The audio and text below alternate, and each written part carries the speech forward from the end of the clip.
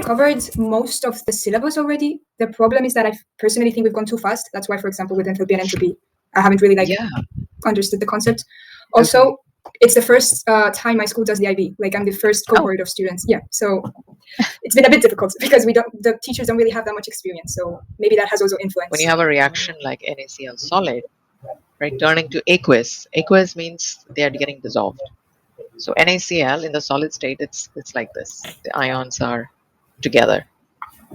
Na plus surrounded by chloride ion, the Cl minus surrounded by Na plus ions. They're together, they're fixed, and they're held by strong ionic bonds. But when you dissolve it, when you put it in water, what happens is each of these ions just get separated from each other. The ionic bonds breaks, and each ion gets surrounded by water molecules. That's called aqueous state. This is correct. I think you can get it now. It would be A. Yeah, A.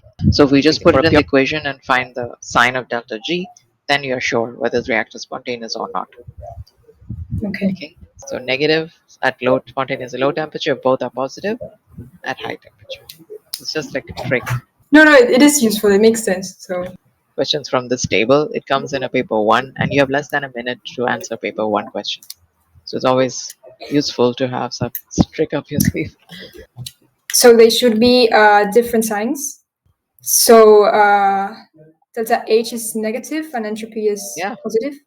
Okay. Yes. The time delta S is in joules per Kelvin, whereas delta H is in kilojoules. So you want them to be in the same unit. So always convert that delta S into kilojoules by dividing by 1000. See, right? So there are 2 points to it. So 2 points means you need to mention 2 reasons, like why delta H cannot be described as that. So one is, okay, and then I'm just putting this find delta G at, so they're given the temperature. If they have not given the temperature, just assume 298 Kelvin.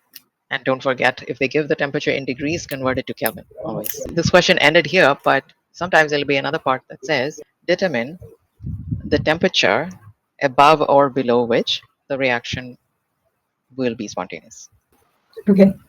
The next class we can focus on Born-Haber cycle. Yes. Right? Perfect, because like as I said, my teacher, like, she has been obviously teaching before about A-level chemistry, but she's reusing old syllabus stuff and she's not really explaining the concepts. And whenever we do practice questions, she really doesn't explain it as thoroughly as you do, because she generally doesn't know the structure and like how they want to, like how they're going to market. Maybe twice a week. For me, Tuesdays and Fridays for now are fine. Same time. Okay, fine. Yeah, that's perfect. Okay, great. All right, so I'll see you on Friday. Okay, see you. Thank you. Bye.